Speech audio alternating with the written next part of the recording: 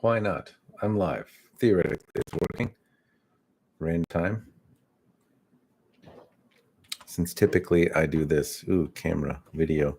Typically I do lives Sunday morning or some weekend time in the morning when I have a cup of coffee, and not in the wee times before bed. It's a really strange time to go live, but I'm a strange guy. So I figured I would check it out and see how it goes. Since I never expected anyone to be up Sunday morning, I figure why not Wednesday at 8:40 in the evening where I happen to be. So I see some random folks joining. I will let you know right away. I have absolutely no intentions for the stream. I just thought I'd hop on. I got about 20-30 minutes before bedtime. I was Twitch streaming, doing some video gaming, and I was doing real shitty. So so I thought I might stop and try my hand at just chatting about swords, since that sounds marginally more calming.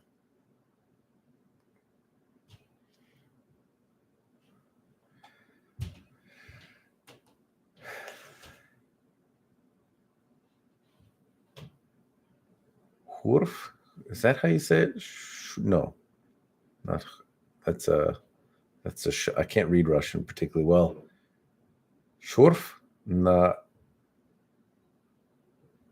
Obshin. I don't know what that means. I don't know my Russian reading's not that great, as you can see. But hello. And Joe, the first man to comment, how the heck are you doing, sir? I hope you have some fun Skydro sword news in the not too distant future. I should do a better job of positioning my camera so that I'm like, you don't have such a stupid angle of me. It looks like my boobs are going to fall over the screen. But, anyway, this is the joy of random streaming, is that, I don't know, there's not a beautification process that goes in it, right? I didn't think about the angle. And my camera's just sitting on a glass. So I'm not well prepared. But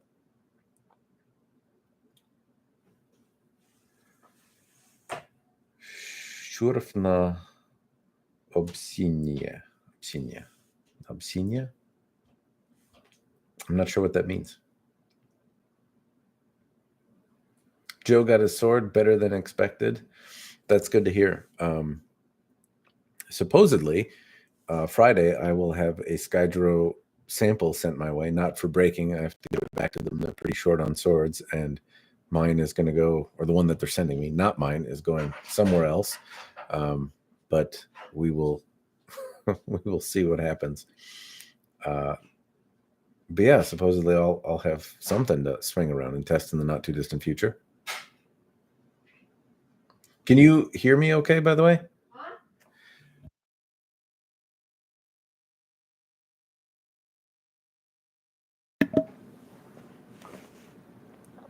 Hopefully.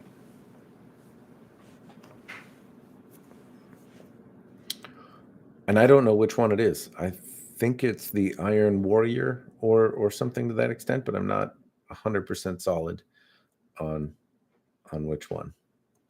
Which one did you get, Joe? If it's not a spoiler. The crossed feathers. So I've had a couple of the crossed feathers one. I like the ones I had came with the Seguha Hamon. A thick blade, as from what I recall of that one anyway, it seems to be, I don't know, kind of a lighter version of what I would consider a battle sword, right? It's not particularly purpose-built for being exemplary at cutting. At least it doesn't have that like wide, thin lawnmower profile that a lot of swords do that are purpose-built to be tatami cutters, or at least very proficient competitive tatami cutters. Likewise, it's not really, really light, like meant to emulate an Iaito or something to that extent. And so they're a little thicker, a little stouter. It feels like you could use it as a club to bat other swords or pikes or something like that out of the way. But it's light enough that it wouldn't be, overly cumbersome or clubbish in the swing. I was a big fan of the sword, and I like the kind of contemporary style of fittings and things like that were on it. So I hope you have a good time with it. And Rain, you said if anyone know if Kingston arming sword is a good entry level sword. So Gus Trim does some designs, from what I understand, and this is to the knowledge that I have. I have had the 2 examples of their arming swords from Kingston Arms, and they feel pretty good. That's kind of the short answer I can give you. The scabbard quality is meh. The fit seems to be on the looser side. The sharpness has not been great, in contrast to a lot of the Hanwei swords that have come relatively sharp out of the box. The ones that I've seen from Kingston Arms are not particularly sharp, and they feel okay though for what they are. But there is something to be distinguished between being designed by Gus and then being made by him or made in collaboration with him, in the sense that he's actually physically doing some sort of work on the sword. These are designs, and then hopefully they follow the design well. But Gus is really very particular about where the measurements and dynamics and where the weight is on the sword, and he'll be pretty meticulous about cutting off or grinding off very small amounts to change dynamic properties. And they're kind of what, I don't know, it's like salting perfectly, you know what I mean? Like it gives things just the right taste and a flavor that's uniquely his, so to speak. And I don't think that the Kingston Arms pieces are in the same league as older swords. If you can find like an old Angus trim sword, I know sometimes they go for $500-600 or something like that, because they 20 years ago sold for $300 or something like that. And he's certainly evolved, but I would rather have an older, actually made by Angus trim sword than a Kingston Arm sword today. If you only get a couple $100 to spend though, and you want an arming sword, I don't think that they've been bad. I have enjoyed the ones that I have, and I like. There's one somewhere behind me, but I like the one with the smaller grip. The S one that I reviewed last time is not as much my favorite as the other one with a different crossguard on it, similar like Type 14 or 15 or something on it. I can't remember.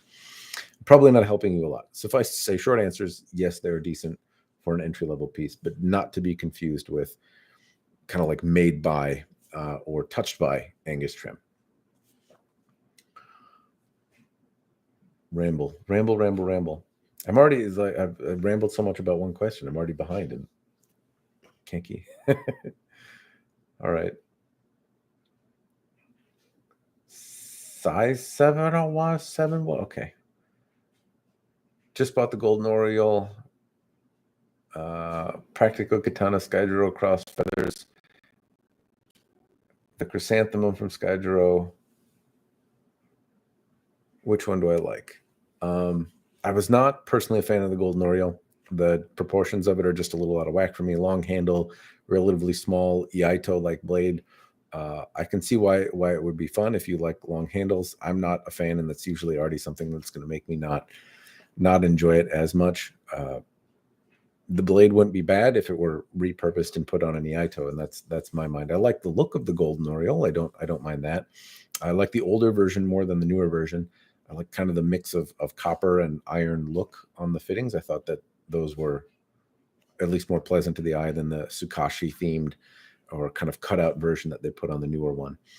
But if I had to choose, I can't remember the Chrysanthemum from Skydro, but if you ask would I rather have a Golden Oriole or a Practical Katana, I'd rather have the crossed feathers, and I can't remember which series the Chrysanthemum is. I keep going back to the Scallop, and if that were an option, then I'd choose that one. But I can't remember the Chrysanthemum one. I don't know if I've had it. I like the cross feathers. The Skydro ones, the handles were more comfortable. The fittings were also pretty unique. I like the Hanwei fittings a little bit more, but Skydro's at least unique, and I do like their contemporary look. The blades just tend to come out sharper and be a little bit more refined in my mind than a lot of the Hanwei pieces are. And I really like Hanwei pieces, generally speaking. But that's also not a fair comparison. The Skydro cross feathers and Golden Oriole might be in the same kind of reference, but the Practical Katana is I think a cheaper one. gonna try tatami and some bamboo. I hope you have a good old time with it, Joe. That's the cross feathers is a fun sword. You gotta. I'm glad you got an upgrade. It's really pretty too, and I think you'll be able to. Skyjuro's the cross feathers one, from what I understand or what I remember, they were folded, and naturally, I use YouTube software, so I can't bring up a screen share because I haven't gotten into the future yet, Joe. But I have some photos of the hamon that I've taken. If you want them, I can send them to you so that you can, when you do your review, do a contrast of the photos I took of the Skyjuro. I might have some video lingering around as well of another example, and maybe you could use it for comparison as you contrast the hamon and the version that you have now and the folding to maybe something that I have. You're better with those video files than I am. But there's a lot to be done with it. I think it'll give you a sense of depth and detail that you haven't gotten to necessarily see in some other swords yet. Because there's usually, they're not so overly etched that you can't make out some of the detail in the hamon. And so you'll have some fun time bending light around that sword. All right. I'm going to call you Sai because I don't know Sai 701.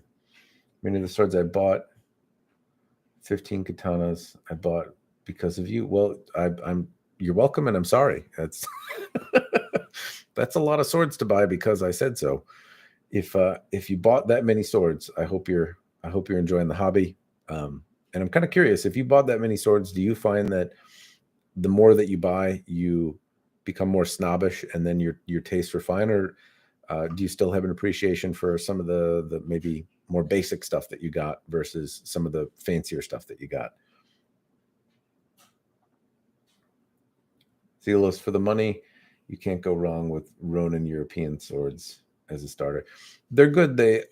I don't disagree. I think with a beginner sword, it depends on where the beginner is trying to go, right? If you want something that handles a little bit more authentically and feels more dynamic, but you're understanding that the trade-off will be that your learning curve with the sword will likely damage it beyond the point of repair, then doing something lighter and more nimble, I would say, is certainly, there's an argument to be made there. But if you want it to be a little bit more resilient before you buy something more refined, work out with a heavier piece, and you can sacrifice while you're learning whatever it is you're trying to learn with a sword, then the Ronins, they're a bit stout, but they've tended to hold up pretty well. And Matt Easton actually noted that some of the older swords have varying weights, just because the examples that I see are the examples that are kind of lauded as refined examples of particular typologies. Doesn't mean that they didn't historically make them heavier. So my comparison to a Ronin katana European style sword being, on the heavier side, that doesn't necessarily mean it's ahistoric. But I certainly, in contrast, do find them to be more cumbersome generally to move. But you get some enhanced resilience there, because Lord knows I've punished those, and they have taken a beating. Waiting on the Nami Koshirai Black Gloss Hishigami Okasaki Do Tanuki Choji. Can you do a review? So that was a mouthful. I guess that depends. If the offer is that, if you're insinuating that you would send me a sword to review, generally speaking, yeah. Just bear in mind, better to talk with me offline. But for the purposes of transparency, I'm really slow to get swords reviewed. So have no objection if you send me a sword and you're okay with throwing a return label or something to ship it back. Then I will generally review other people's stuff. Let me know how far you're willing to have me use it. If none, that's fine. If chopping tatami mats, but anytime I use it, shit can go bad, and so there's some risk that you assume there. And yeah, I usually take like 3 months to do it because I'm slow, and I was going to make videos now rather than do this live, but I didn't because it's cold and I'm lazy, and I wanted to play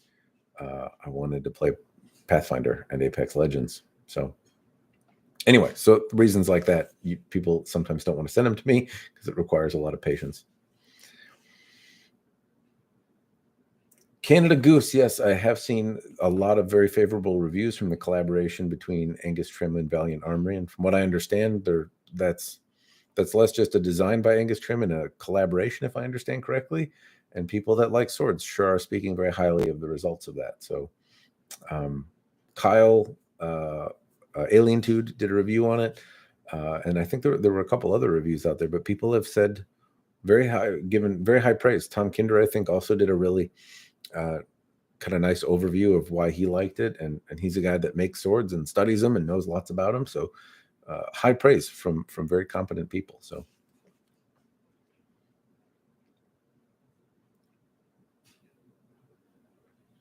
you shot the sword, Joe, with a 100mm macron. I think it was too close.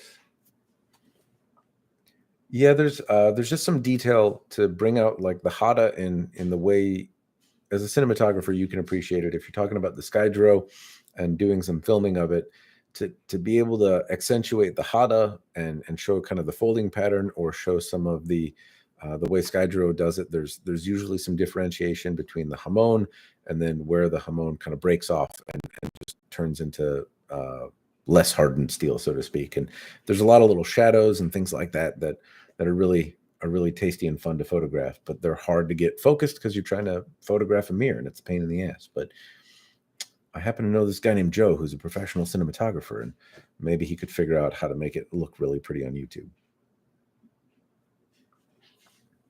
Shredder, nice reviews. Hello, hello. No, we got a super chat. I am dense for not noticing. Amazed by they sell. Yeah, I have not gotten anything for a long time. Sambus, they do sell a lot. For a minute there, Albions were selling usually. I mean, let me break up and see if I can articulate my thoughts in a way that humans can understand. Albions have always had a higher than average resale, and the price of Albions has grown. A lot of the Albion models that you might be familiar with at one time probably sold for around $500 or $600. And some people saw the value in that, bought a lot of them. And when they went to go sell them, they kind of had that figure in mind. But you would still see them generally recoup, even 10 or 15 years ago, like 70% of retail, getting, which now is crazy, because usually, like I've seen on eBay, some ratty, banged up, all to hell, pretty much a useless Albion sword sell for, half of retail or hundreds and hundreds of dollars. And so Albions tend to maintain their value beyond. They're an outlier in the market. Not anyone else I can think of does that. And so now you can usually, if you have an Albion, you can probably sell it for full retail or maybe more to avoid the weight, which is nanners. But I haven't been able to pick any up on eBay for a minute. The last one I got, I believe, was the Sempak.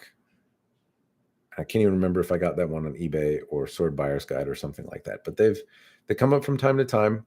The other ones that I did get, I believe, were not originally marked as Albions. And so a few of the secondhand pieces that I found as I'm kind of cycling through eBay were just not marked correctly. But it's getting harder. I want to say over the weekend there was a big auction of, I saw a gold Noriel, I think a gold Noriel Wakizashi, a practical katana, an old railway steel Shinto and Shirasaya, all Hanwei pieces. These are models of Hanwei katana, a Bushido and a Tiger, an original version Tiger. And they were just marked as like samurai sword. And there were a couple like really cheapo mall katana, for lack of a better term, stainless steel variety pieces mixed in the lots. And there were also some antique gunto mixed in. And I they weren't marked as what they were, but they ended up actually going for right about what they would sell for if they were marked correctly. So it's getting harder to find thrifty deals out there. People are a little bit more savvy about shopping and looking through some bad photos and stuff like that. But that used to be how I would I would save a buck. And that's actually finding some good deals is one of the ways that I started being more active in this type of hobby. I remember I collected swords and I didn't have much of note, but I had been looking for a sword that I would really like. And I've kind of told the story of buying a praying mantis and not really liking it. And then, that prompting reviews. But before, doing some of that stuff, I was looking, and I found I found a daisho, as in the Katana Waki and Tanto for the Hanwei Kami, a Bugei Phoenix Tachi, and a Bugei Little Crow Tachi, and then something else. And I can't remember, but I they were rusted, and I thought I knew what those models were, and I got them pretty cheap. And then when I went to go resell them, it was actually, I didn't get anywhere near what I would have today for them, but it was pretty easy to resell them and not at a loss, which is something, unfortunately, that is now a little bit more common. But at the time I did well, and it kind of spurred my interest in buying secondhand pieces, because I started to recognize the models beneath bad photos. Anyway, long ramble session, but I haven't been as lucky lately. But I always have my eye out for them, and they do come up every now and again. You can look on eBay, throw in the term Albion sword, sort, look. And the other thing that I've had luck with doing is I recall the last set of Albions that I got from somebody on eBay. I looked, and I actually checked. I was looking to see what Albions were selling for, and so I looked at the sold listings on eBay, and I saw that somebody sold like 3 or 4 of them or something like that. So I just sent him a message and said, "Do you have any more? I'll buy a few of them if you do." And they did. And so that was another way I reached out. And after I saw somebody that might have more, and I just reached out and said, "Do you have more?" And the answer was yes. Anyway, thank you for the super chat. Hopefully that was a helpful ramble. Sound is crackling. Sounds like a bad wire.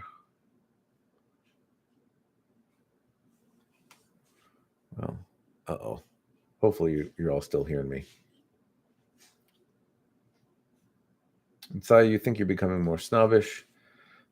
You have 4 Hanban Katanas, Hanwei, Dragon King, also 5 Hanweis. I know it's a snobbish thing to say, certainly, but if you get a chance to find a Motohara or an Evolution Blades, they're great.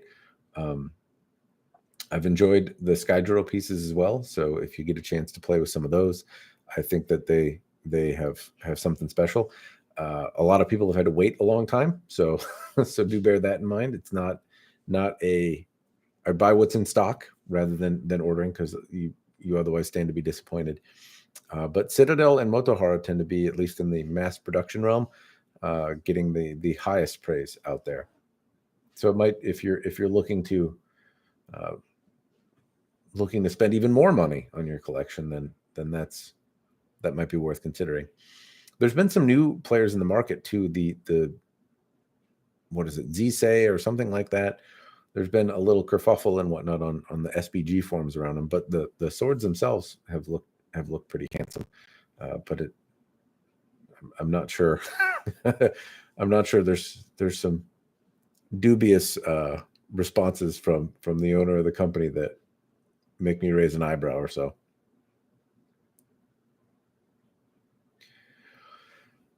All right, Shaddy, how about you start rambling in the drunken voice? I won't be able to do it long. It makes me raspy. It makes me pretty raspy. It's hard to maintain the raspy, soury voice.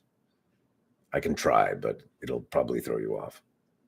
Well, it'll probably throw me off, and then I'll start yakking and coughing. It'll be tough. But if you have something you'd like me to say. Jim, have I ever seen Peter Johnson's work? Only in photos, and yes, his work is exceptional. It's odd to say that, having not handled one in person, so it's entirely possible they feel like shit. I guess I wouldn't know, but given that, given his knowledge and expertise on dynamics, and that he's kind of wrote a few books on the subject, and that he's designed a number of the swords that I really appreciate at Albion, and I'd have to imagine that his swords probably have a fine feeling in it, though. My fanboyism for the man might just make me love the sword, even if it felt like dingus in the hand, right? But I would venture a guess they do feel quite good. In the visuals, though, they look absolutely stunning. And some of he's kind of gone in a few different directions. His classic work in maybe what the stereotypical looking European style swords is really quite excellent. his take when he does fantasy stuff is really good. And he was doing this project a long time ago.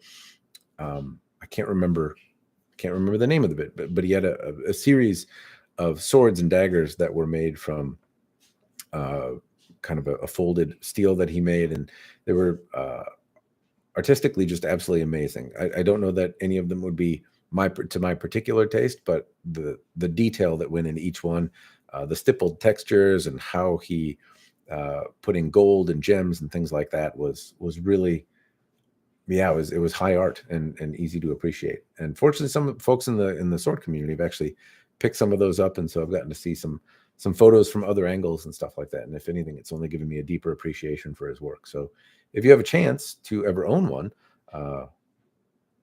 tell me about it. That's details. That's what I would say. Garland. The more I collect, the more I notice flaws in my early purchase. Wouldn't say it's snobbish, but I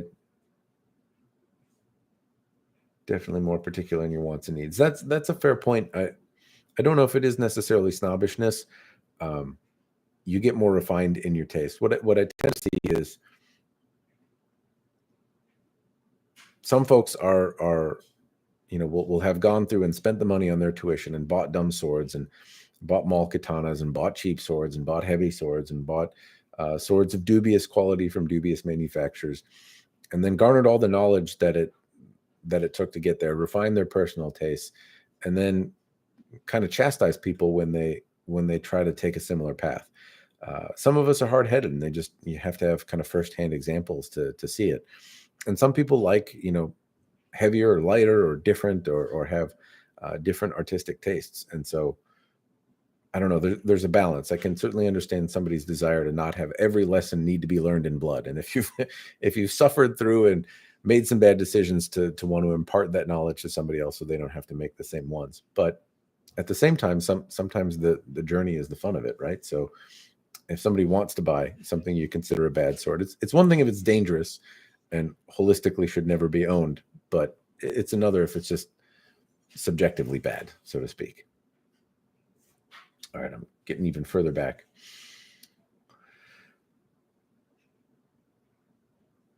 Hey, Matthew, love your channel. What do you do for a living, day job? I manage supply chain stuff. I'm not particularly shy about it. I don't announce the actual company I work for, but it's probably not particularly hard to find out. But I manage a supply chain stuff, and I specifically work in service parts. And so I deal with a global supply chain of parts that come in, and I have to forecast and demand plan and buy and do all sorts of dorky math stuff and talk on the phone all day. And it explains the balding head and the baggy eyes. But yes, so when you hear me mention packaging and supply chain stuff and like lead times and that's kind of my day job coming out in me. But yes, I deal with packaging when stuff breaks all the time. And it's funny how many meetings I've sat in to listen to like how much foam costs and how much blue tape costs and little things to protect and make sure that whatever it is that happens to be being sent is capable of going across the pond and surviving into wherever it needs to go. And the nuances and science that go into the type of corrugate used and the type of foam used and the type of adhesives that are used. And yeah, so when I see it done reasonably well, inexpensively in a sword, I'm a little tickled by that, maybe more than I should be.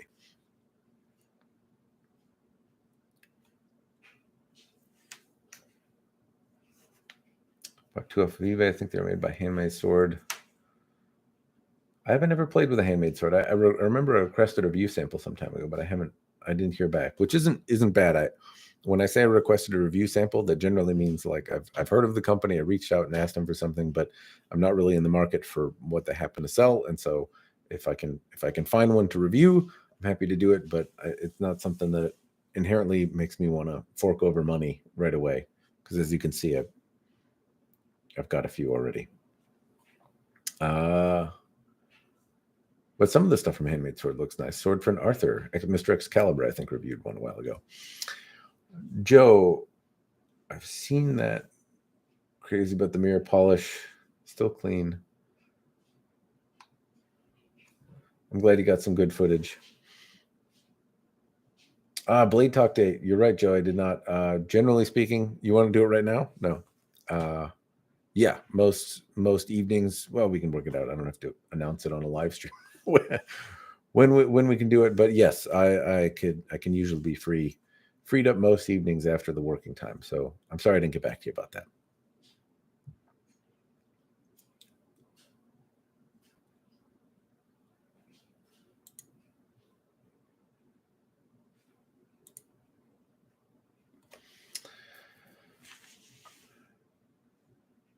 Can I teach Mr. Excalibur how to cut with a katana? No. Yeah, people in one class, people are really sensitive and they say, don't cut over your lead leg. And there's a lot of safety involved. But sword friend Arthur knows what he's doing. He hasn't hurt himself. He's banged a few swords into a ladder, but he's doing his thing. And I trust him to do what he's doing. I do understand, though, that if you have some tutelage in swords and you've been lectured and chagrined and slapped on the wrist by a teacher for cutting even over your lead leg when all other elements of your posture seemingly are acceptable, watching somebody do something a little bit more freestyle can be nerve-wracking. But yeah. Then again, I don't know that I could really critique anyone for doing that. There's footage of me on the internet having chunks of sword fly inches from my face and me nearly biting the dust. So safety is important, but he's doing his thing. I don't really have anything to critique on him cutting wise. If he's asking for tips or something like that, I'd be happy to offer what I can, but I don't know that I would reach out to anyone else on the internet without first being at least solicited for feedback. If somebody asked me for feedback, then I would give it, but I guess I don't feel like he's a danger to himself. I haven't seen that. And if, but yeah, I'm one to talk. You've seen me cut, so I don't know that I'm coming from a place where it's the blind leading the blind there. Then, hello, Slingshot. Armin, what's the best katana you can buy for 5K? Oh, well, a little bigger budget. Depends on what you want. If for 5K, you may be able to buy something from Dan Keffler in a 3D blade. I'm not sure how finished it would be, but if you want a katana that is overly durable and the least likely to break when trying to be used as an axe, then a blade made from 3V. Dan Keffler has made some. I've gotten a chance to see and handle a few. I've unfortunately always fallen through on an opportunity to buy one, but they're very strong, very durable, not particularly historic, but if you're looking for that super steel aspect of it, then that would be a direction I would send you. And 5K, you could probably get a finished one, maybe ballpark. Motohara, if you're a practitioner looking for something to use in class for Iaido or for Tamashigiri, they tend to do really, really well. 5K would probably be a really zazzy custom one. And if you're looking for historic, you can find manufactured Shinsakudo. They're not mass production pieces. You kind of got to look at what's out there, but there are Shinsakudo is basically a genuine Japanese, made blade, but a modern one. Made $5,000 probably isn't going to get you any Smith of particular note, but you can probably find a mounted Shinsakudo, a really base one for that ballpark, and then you would have something that maybe has a little deeper tie to history that you might like. So there's a few different ways to go about it. It just depends on what your aims are.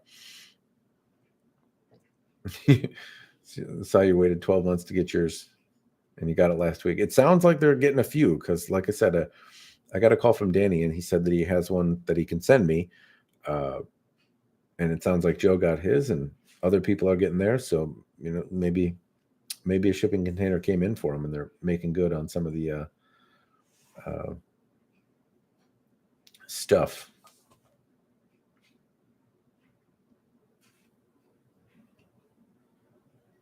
Nick, a prestigious sword collector right here.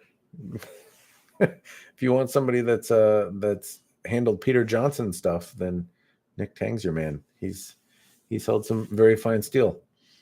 Good to see you, Nick.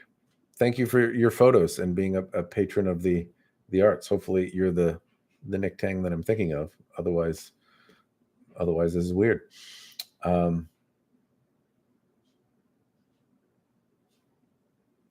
Stuff about your job is really interesting. Cool seeing you on. Yes, well, happy to be here. Sorry for the awkwardness of the streams. It might behoove me to actually plan them and schedule them so people could join, but I don't want to. So random sporadic streams and just seeing what happens seems to be the name of the game. I'm already on here longer than I thought I would be, but I'll stick around for a few minutes since there's some interesting conversation. Well, interesting rambles, hopefully for you. There's still 30 people in here, so something might be interesting.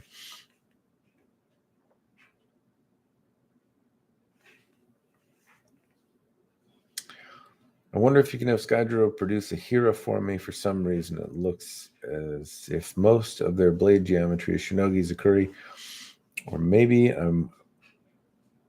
don't know. Most of the stuff that I've seen from them is Shinogi Zakuri, and the Domo Katana that I had some years ago was basically just like a buffed down Shinogi Zakuri. But I've heard that they do make Hira Zakuri blades in actually like kind of correct proportions. So that might be something that they're improving on. It's a rare. It's not that they weren't available or didn't happen historically, but it's certainly something you saw more in Wakizashi and Tanto, and it's not something that people, I guess, go for as much. Walter Sorrells did some Here's a Curry Blade. And Joe, many years ago, of the swords that I kick myself for not getting, I remember seeing on the forums, and it stayed there for a long time, Joe. There was a folded Walter Sorrells Here's a Curry Blade in Shirasaya, and a Tanto with like a Shinsakudo, but a Japanese-made Tanto, and some antique Suba that were like $1,500. And the guy that was selling them, it just sat there and it was parked for a long time, and I was too dumb to get it. And there was another Walter Sorrells Here's a Curry Blade, this beautifully done black mount with custom fittings. It was gorgeous. And it, again, another one sat. This was in 2007 or 8 or something like that. It sat there for $2,000, Joe. It was a absolutely gorgeous Here's a Curry Blade made by Walter. And in both cases, I let them slip by. And it's funny like how they stick out, because I can remember from 15 years ago swords that I didn't buy that I'm angry about still. But yes, other than Walter, I don't know of a lot of people that make Here's a Curry blades, and it's not something that I see used very much. But they're theoretically very good cutters. So I'm surprised that like the Motoharas or the competitive swords that you could conceivably use in a competition don't go that way.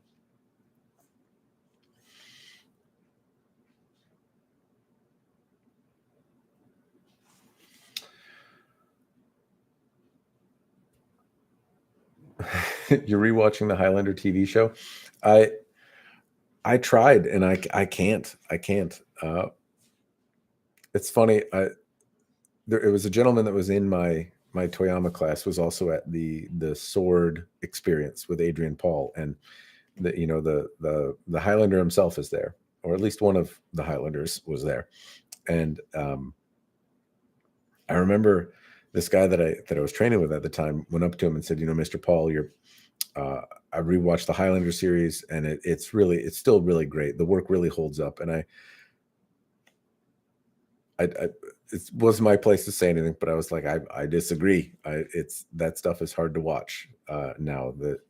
It's just, he's gotten much better. And I will say that Adrian was a really, really great teacher in the time. He's genuine. He's approachable. He was a great teacher.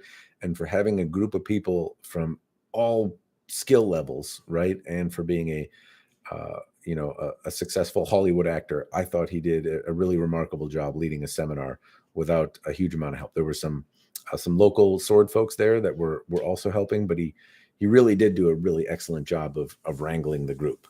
And so that's a hard thing to do. I've had to do speaking stuff and try to wrangle people that are all even supposed to be of the same level or competency or job or something like that, and it's tough to do. He kept things moving along.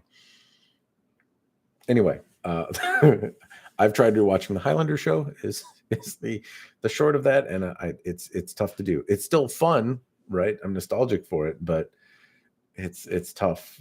It's tough. I'm hopeful about the new one. What is it? Henry Cavill was cast as the Highlander now, and they're redoing it, and so I'm excited to see what comes of that. It is definitely something I will watch.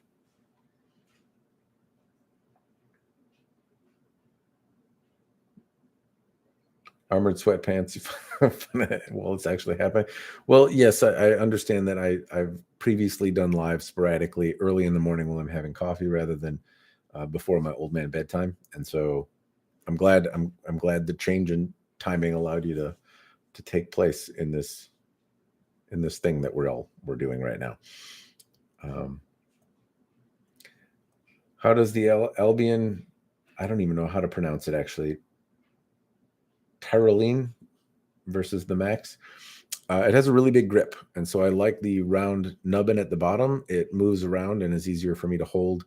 It's up there somewhere. It's the one with the brown bit there. They're actually two next to each other. If I point them, they're parked next to each other. I like the handle more on the. If I had to sell one, I would sell the Maximilian. I guess that's the short answer. It has a really, really big grip, and so it's tough to grip in the middle on the Tyrolean one. But I like the pommel on it more, and so it might be easier for me to shave down the grip and rewrap it in something else. And in either case, with a big sword like that, I kind of want a spiral grip on it. It makes me it feels like it's more secure in my hand with that much weight moving around. In either case, I can't say I'm particularly a fan of the grip. I want something with a little bit more. I don't know, something to make it feel more secure in my hand. Neither one of them are fantastic, but I like the doorknob pommel on the Tyrolean better. Personally, otherwise, yeah, as I swing them around, I like that one more. I'm going to try and move through some stuff. How do katanas of today compare to original Hontos? Would you trust them with your life? Little tough. Some, yeah, there's some really good modern made pieces. They, generally speaking, feel quite a bit different in contrast to historic pieces. The historic pieces could be longer, heavier, lighter. There was a lot more variety in shapes. I mean, they tend to have the same maybe silhouette, but the shapes varied quite a bit more. A little bit more effort put into lines and hamones, and there's certainly some differences. Would I like to put it in the hands of an antique? Not really. The really finely made ones, still no. I was very fortunate to hold some very, very nice, nicely made antique swords, and I would rather be behind. Like if somebody was swinging a bat at me and I had to do a reinforced kind of block with the sword, I would rather have a Motohara or a Ronin bar of steel or something like that to brace for that. If I was swinging, I'd still probably prefer something. If my life were at stake, I'd rather it be made out of modern materials. There's a respect I have for the antiques. They're beautiful. They're special pieces, and I enjoy their place in history. I enjoy learning about them, but I don't know if I would enjoy. If I had to choose and my life were on the line, I'd rather have something modern made.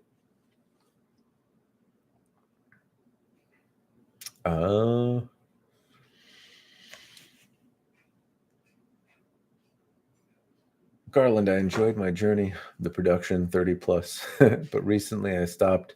Once I started getting into the $1,000 range, I realized they have similar flaws. They do. Very often they do. And sometimes the bonuses you get for $1,000 sword are not all that much. You might find something special with either doing, reaching a little bit above some of the higher end custom ones. Every now and again, they come up for sale secondhand, and they come up reasonably priced. Otherwise, Motohara and Citadel, those are kind of the two that stood apart as special in terms of Ito and all that being pretty nice. Which oddly, if I think of like a Skyjiro piece, for example, the Como, the Cloud version, I've had a couple of those and I really, really liked them. I think they're like $1,200-ish or something like that retail. But they were pretty, they were nice. They had similar flaws to some of the flaws that you would see on the $600 swords from Skyjiro. But when you went up to like the $4,000 sword, that's when I was like, well, it's got arguably more flaws than the $400 sword. And it depends. You gotta, depending on what you're looking for, you have to be a little more cautious, I think, at that range with what you're expecting out of it.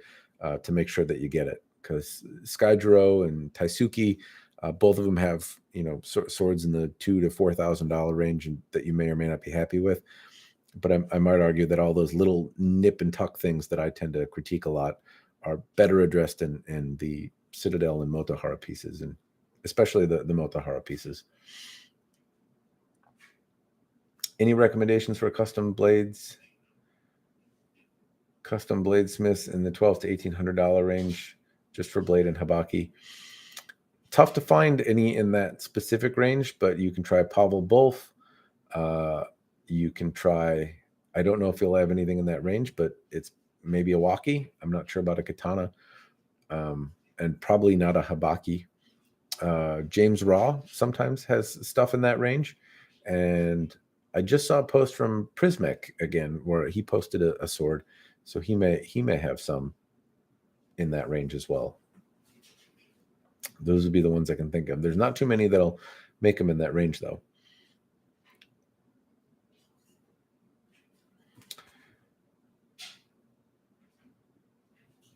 The right people to keep and bear swords.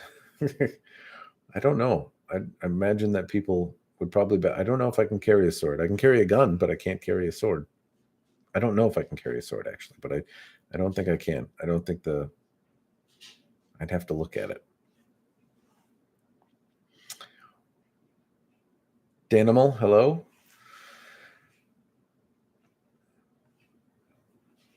Arctic Hawk, thank you for all your videos. Thank you for tuning in. It sounds like I put a few people on the road to katanas, and you're welcome, and I'm sorry. That's kind of the short answer I give to folks, because it's very fun, but at the same time, your better half can not necessarily agree with you at times. Though I'm very fortunate that my wife doesn't mind too much. Eric, you own a few of the Skydro pieces, both properly done, although they're through hardened. Yeah, I haven't had too many of the through hardened pieces from Skydro, but it's odd that from the $300 or $400 versions that I've had, all the way to their $1,200 versions, well, all the way to the $4,000 versions, all had similar little issues. The sayas would bind a little bit. The habakis maybe didn't fit as well as they could, particularly on the most expensive one. But Ito was generally tight. The diamonds were generally pretty well formed. Transitions and stuff like that were usually pretty well done. And some of the polish work and balance, particularly on the Kumo, was really quite nice. I was kind of sad to sell that one.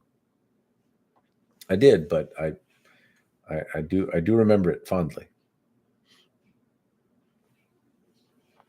Joe, I know you got your hero that you love from Jakku. Motohara offers Heroes of Kuri too, Eric. I haven't seen it. I usually see a lot of the photos that they post, but I haven't seen their hair. It doesn't surprise me though. Jason over there can work on some pretty snazzy custom stuff.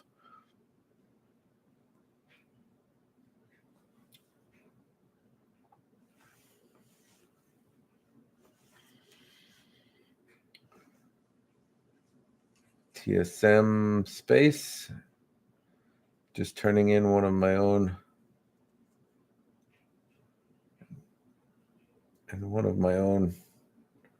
mindset. But do you comment or thought about Matt Easton's swords coming out?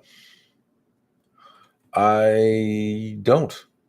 I did make a snarky remark and asked him if he needed any testers. I would be happy to take a look. I like that Matt Easton, he knows a ton about swords, and he picked out some stuff from Windless. So for those that I'd imagine most people here probably know, but he found some examples in the Royal Armories, I believe, or in the Wallace collection. I can't remember which one. And he's working with Windless to reproduce a few of them. And I think that's really cool. And I think he picked them out because they're different and might offer something cool. And that's stuff that he talks about and critiques. And so I'm interested to see if they stand apart from other Windless stuff, or if they're, kind of some of the stuff under the hood has the same challenges and problems. But with the right guidance, then Windlass can certainly make make good things. Their ability to do it consistently is I think what might be in question. And so I'm if nothing else anxious to see them, but I'm hopeful. I'm hopeful that they're awesome and cool and fun. I'd be interested more in what his take is. I know he's designing them and whatnot, but I'm curious if he got to go and measure and hold and check out the originals, if he has in contrast, and can say from a swordsman perspective if they really capture the spirit of the original.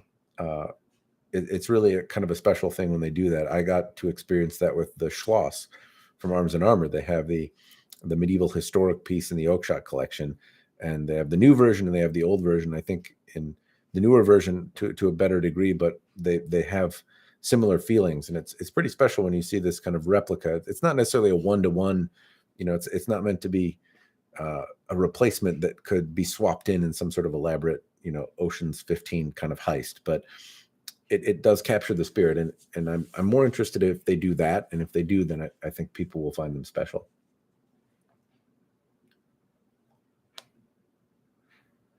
Matthew Jensen for armor for the Highlander show. I I don't know. No, I don't think that would make it more enjoyable for any of you. I want the Highlander show to be good, and if you want, we don't need bad acting in it. Nick, out of curiosity, what's your favorite Euro style piece of all time, either antiques or modern, for whatever reason? Oh, that's a noodler. Well, I can answer the favorite piece that I have in my collection. If I close my eyes and swing it around, it's the John Ledemo St. Catherine. Just a really, really fun feeling sword in the hand. It's nimble and stout, and like it seems to do more than it should in the hand. You can feel accurate point control. It's big and imposing, and has a folded steel pattern on it that's pretty. And it also is like nimble in the chop and doesn't kind of take your shoulder away if you're swinging around despite its size. So I really like that one. That's a special piece. I like the look of the Albion Sovereign, but that certainly takes a back seat to the Peter Johnson Vorpal. He might have made a few of them, but I think you have posted or owned the Vorpal, and that is a special one. So I think that is one of the prettiest ones. The Patrick Barta pieces as well. Those, I mean, you could do a Russian roulette, anything on that site, and it would be one of my favorites. Yeah, I don't know if I can narrow it down. I don't know if I can narrow. That's a hard question, Guy, especially from somebody that has as many swords and is on the hunt for the favorite. Like, how can you ask me what my favorite is? That's too hard. You're trying to watch me blow up. Yeah, no, I don't know. I don't know if I can narrow it down. I don't know if I can narrow down my favorite. I can think of things that are special though, and things that have stood out. The Peter Johnson one, the Vorpal, that one stood out. I always thought that, especially the little designs on the quillions, those are the ones that stood out. The big wide blade, and then the little faces on the end of the quillions looked really, really awesome. Anyway. So those are some that stand out to me. Hopefully that kind of answers the question.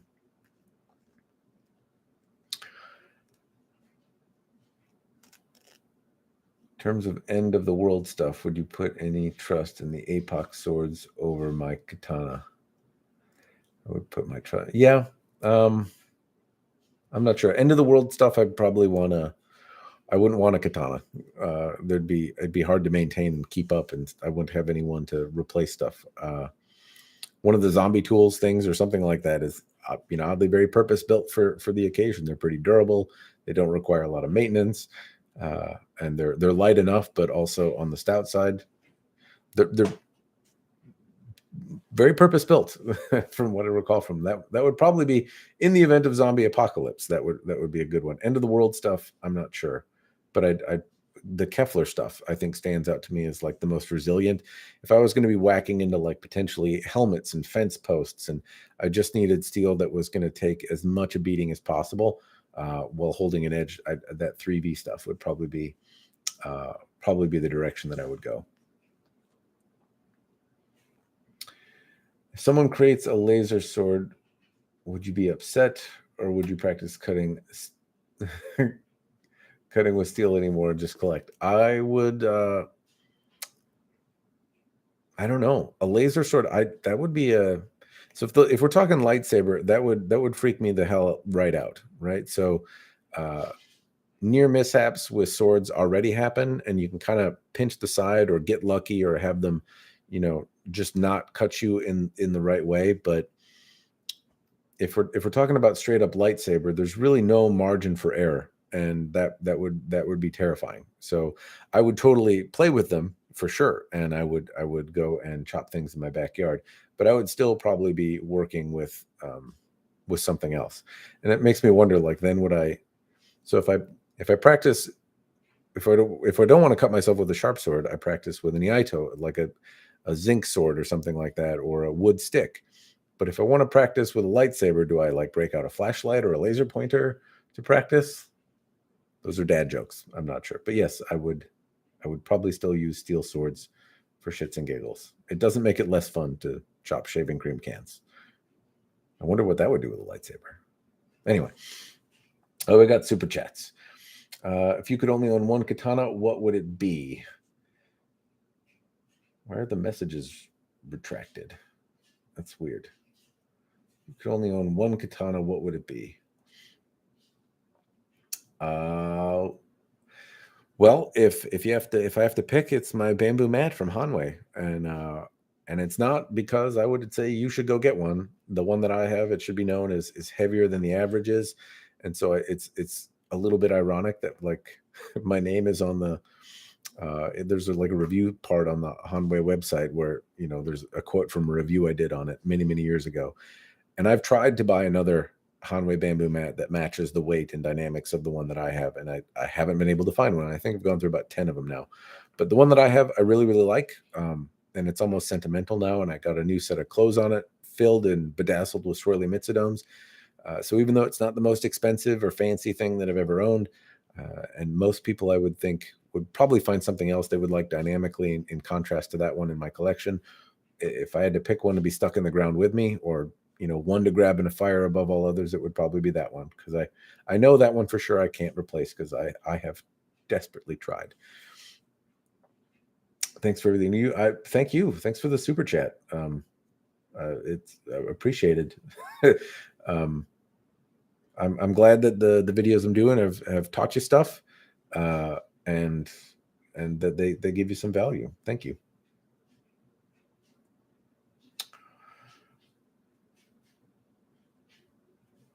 I'm kind of curious, like, what is it's, especially since you're forking over money, right? Like, what is valuable about the things that I do? Sometimes, work gets to be a little bit much, and it's tough to format. Like, how can I be helpful? That's something that I try to do. And I'll tell you, there's probably hours of footage of me sitting down rambling at a camera, and then I sit down, I'm like, none of that is coherent and usable or helpful at all. It gets tossed. And so I know cutting and rambling about stuff, but is it the critique on a sword and a review, and telling you what hopefully is usable or helpful about the sword? Is it rambling about the market in general? I am curious what people find the most useful.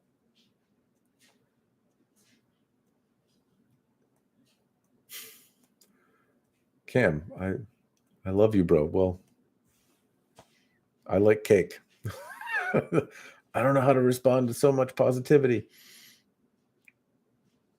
Where have I landed on the My Little Pony build? I am looking for the blade to start it, and I have to be frugal on it, and it's tough to find something that has a little bit of zazz. That's why I was kind of hoping that, like, the old Shinto blade that I saw on eBay would be one that I would win, but it went for more than the budget would allow.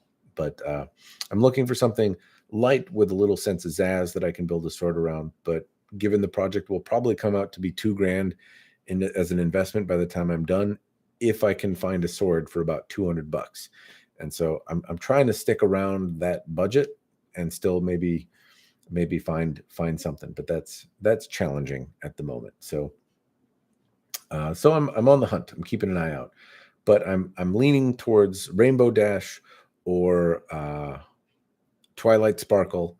One is like a purple magenta kind of theme, and I think that it doesn't stand. I could think of ideas that wouldn't make it stand out necessarily as a My Little Pony katana. Somebody that liked My Little Pony would see it and know it and appreciate it, and somebody that didn't know anything about My Little Pony could just say, "Oh, it looks maybe contemporary, but it does." I wouldn't associate it with My Little Pony. The Rainbow Dash one, though, is definitely an in-your-face, all My Little Pony, rainbow sparkly thing, and so I haven't decided which way to go yet. Nick, the Vorpal's getting a new scabbard. Send it. Yes, if you would send the Vorpal to me for a weekend, I would take some glamour shots for you. That would be a thing. That is a pretty sword, and I'm glad you're getting some new clothes put on her.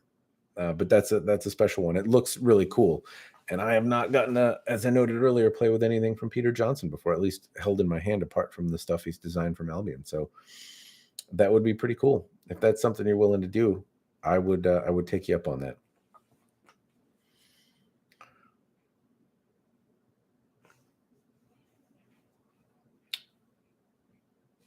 In my first D&D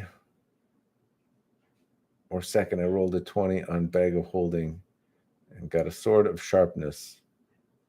Good day that was. Yes, well, I am trying to make my way through Pathfinder, and RNG has not been very kind to me. Not today, anyway. What's my favorite Euro sword from Ronin Katana? I like their War Sword number 3, the Alexandria iteration. I like that one. The other one, it's back here. It's one that I got and I didn't break. They asked me not to break it, and I felt weird about it ever since. But it's one of the rare examples of review samples that I have not yet broken. In retrospect, I'm kind of glad I haven't, because it deserves a sharpening and a revisit to show what it's capable of doing if a proper edge gets put on it, now that I'm marginally capable of doing that. I like the way this kind of double fuller thing looks on it, though, too. That one's pretty cool.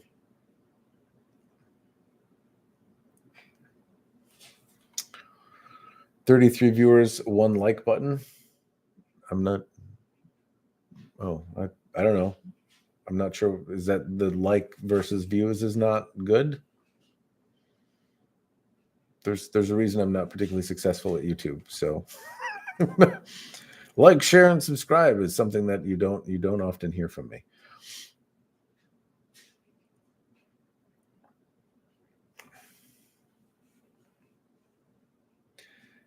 Favorite sword to cut with is so Joe just noted favorite sword to cut with is the Practical XL. Can't blame you, man. That the Hanwei Practical XLs, that's probably your first experience with that, like 1.5 wide blade. So a little wider and sometimes the same thickness or a little thinner, and they just tend to work really well for cutting thicker targets. They're fun to cut with, and they're an easy button for cutting tatami, for cutting bamboo. I would say that's in a lot of the sword schools that I go to that are actively cutting tatami, that's kind of the entry point, is a Practical XL. Not that everyone uses one, but a lot of the people very quickly gravitate towards something with that wider blade profile, because it certainly is a boon when you're trying to compete with something.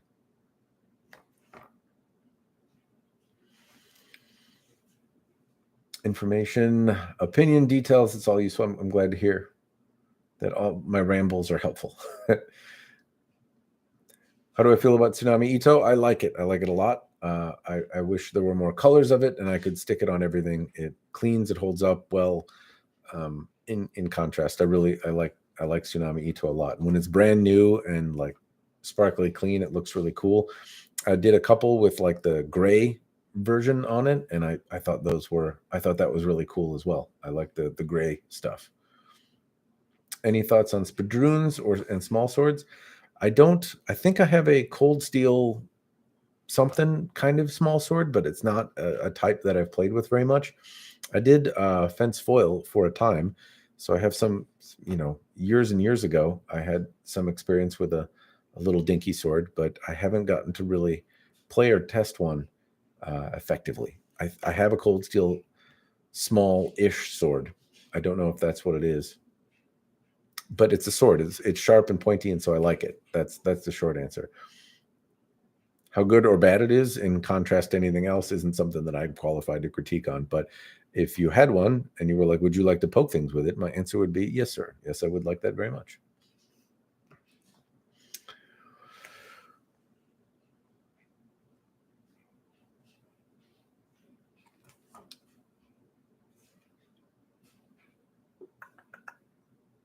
Is that build what you wanted my Koi Wakizashi for? No. I don't think I do a My Little Pony Wakizashi. I've never reviewed a Koi Waki, so that was probably what I was looking for.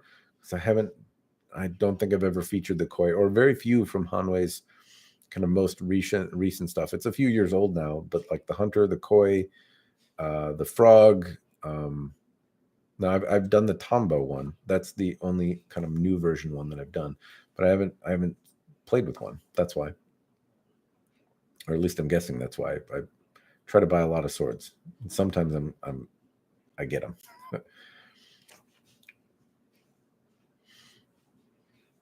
Sky in comparison to Silk. Silk can be really nice. It's just I see it so much. Tsunami is still rare enough that it's special, and the way the Man in Black wraps it, it's really tight and it comes out well. And it's what I use on my bamboo mat. I have it rewrapped in black Tsunami, and I really like it. It's held up really well. I bled in that thing so much, and you can't really tell that much.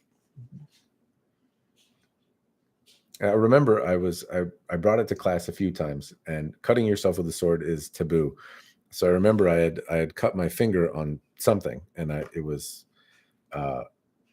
mostly healed. And then I was practicing in class, and I ripped it open, and I was like, "Hey, don't get mad. I'm not on the naughty list. Like, this was bleeding before." So, and a lot of it got absorbed in the handle.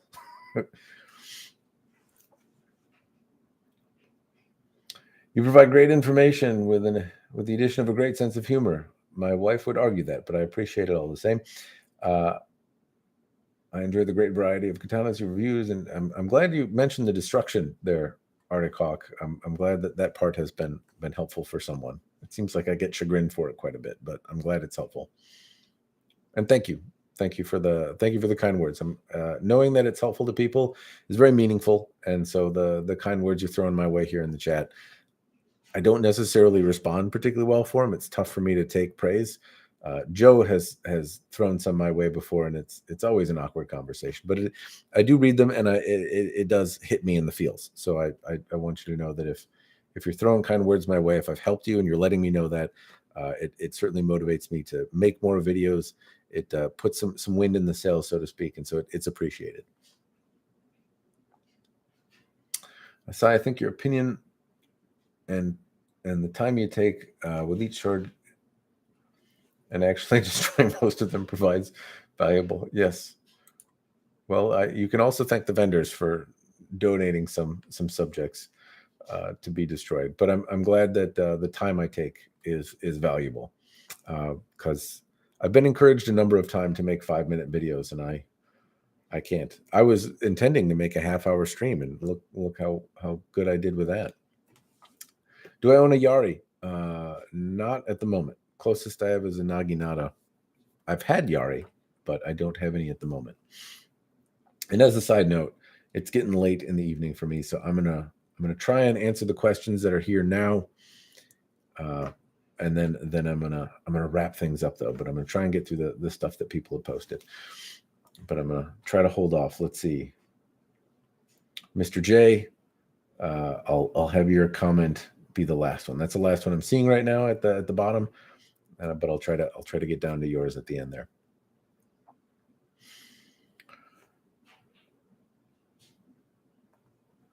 I don't believe you're trying to market a certain company, but holding these companies accountable to their products. Holding accountable is a tricky one.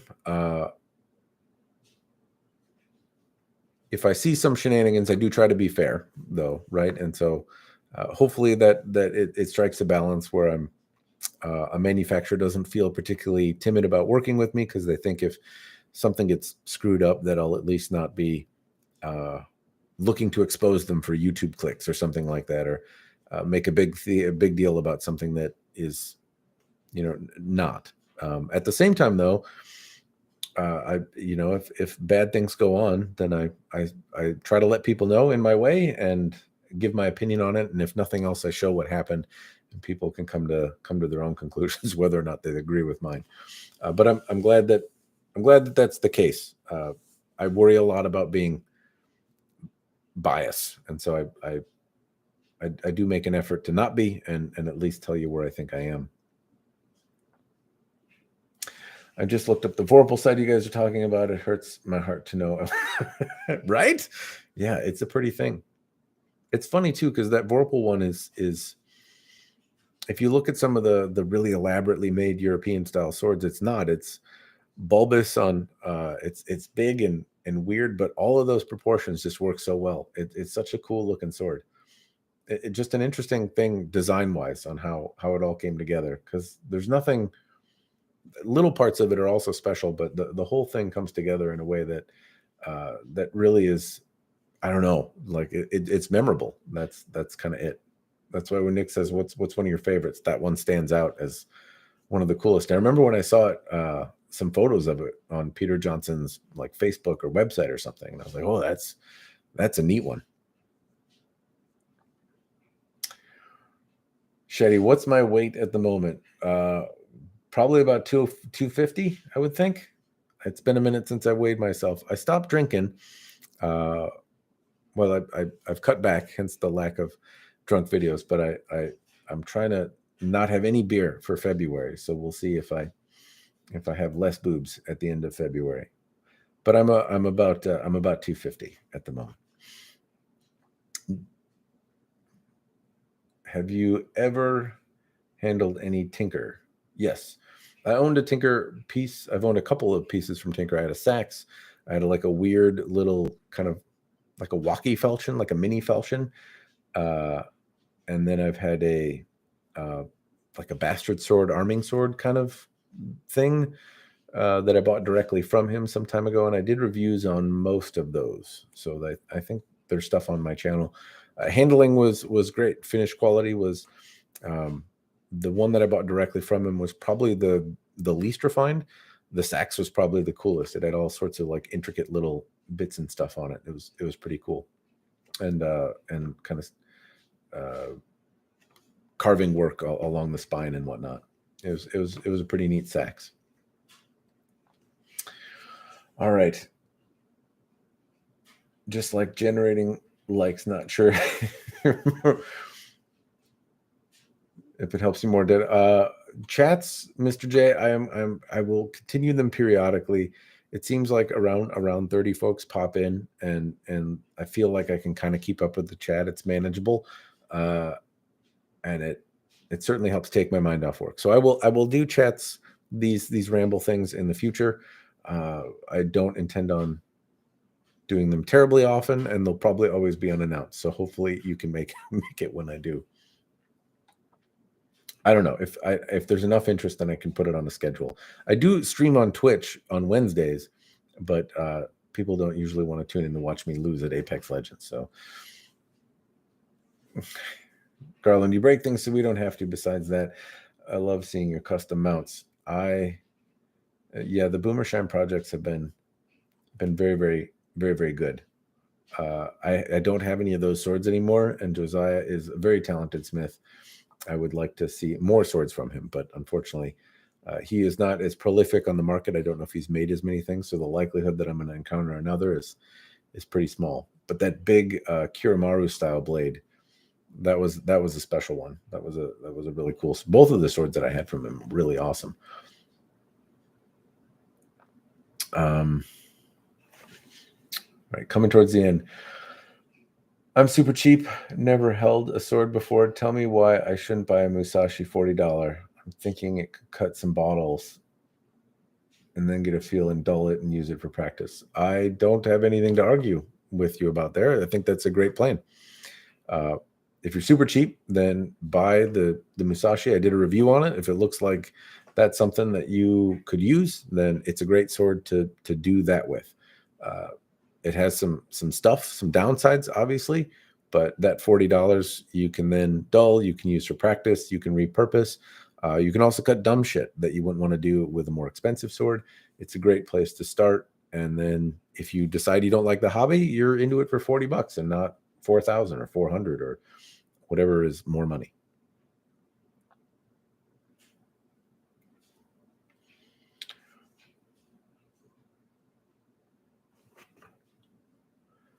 Longtime fan, on the fence on buying a Dojo Pro. The Dojo Pros, there's a lot of them that are a little different, but I found them to be very, very robust. The common critique that they get more than anything else is the Ito is on the looser side.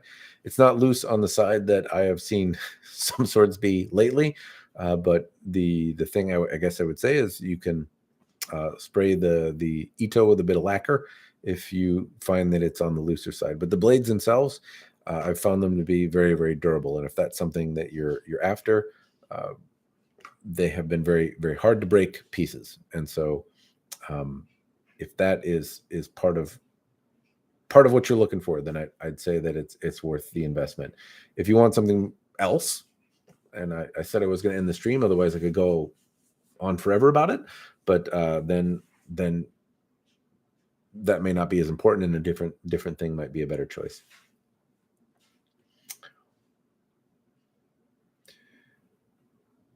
We should do a funny commercial parody. Joe, that might be there's our collaboration opportunity. Editing is a killer for me. Making those Anathar videos and trying to be funny, like it's a tough one. I need an editor to do funny stuff and like put in the timing and make it work.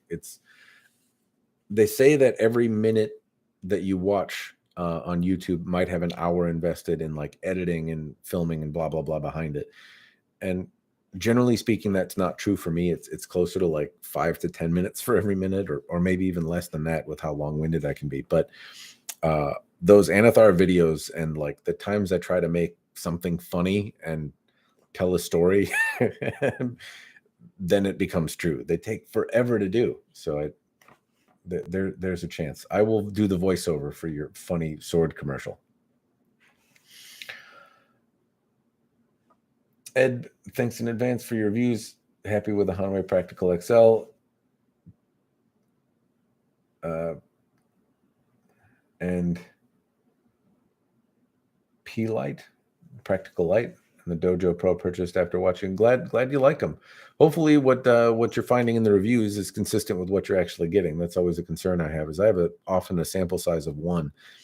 In some rare cases, 2 or 3, but it's always helpful to hear if people are actually happy and that the stuff is consistent.